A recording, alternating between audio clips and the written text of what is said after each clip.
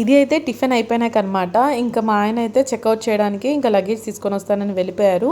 ఇంకా నేనేమంటే నువ్వు వెళ్ళలే, నేను ఇంకా వీడియో తీసుకొని వస్తాను అనేసి ఫస్ట్ టైం అనమాట.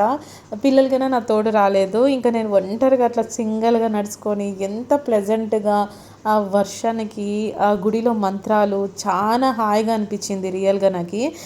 కొంచెం దూరం దాకా అట్లా నడుచుకొని వెళ్ళాను, చూపిస్తున్నాను చూడు. ఇక్కడ మాది రూమ్స్ అనమాట, ఇక్కడ గుడి అనమాట. నాకు చాలా బాగా అనిపించింది, ఎందుకంటే ఫస్ట్ టైం అండి. నేను ఎక్కడ సింగిల్గా వెళ్ళను.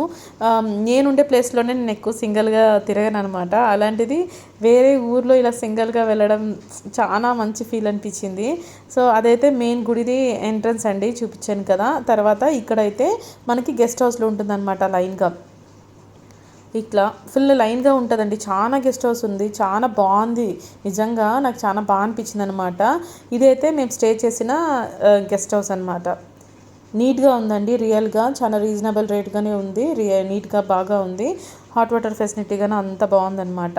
ఇంకా బయట ఇలా నడుచుకొని వచ్చేటప్పుడు నాకు ఈ ఫ్లవర్స్ కనపడించింది అనమాట. మార్నింగ్ 8:30కి అట్లా అనుకుంటాను. ఫ్లవర్స్ కన్నా చాలా బాగా పెట్టారు, ఇంకా అప్పుడే స్టార్ట్ అయిందనమాట.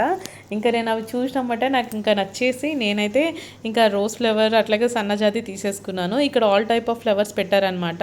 ఎందుకంటే దేవుని గుడికి వెళ్తూ ఉంటారు కదా, వాళ్ళందరికీ ఇక్కడ పెట్టారు. ఇంకా నేనైతే దేవుడి దగ్గర అలా మొక్కొని వచ్చేసి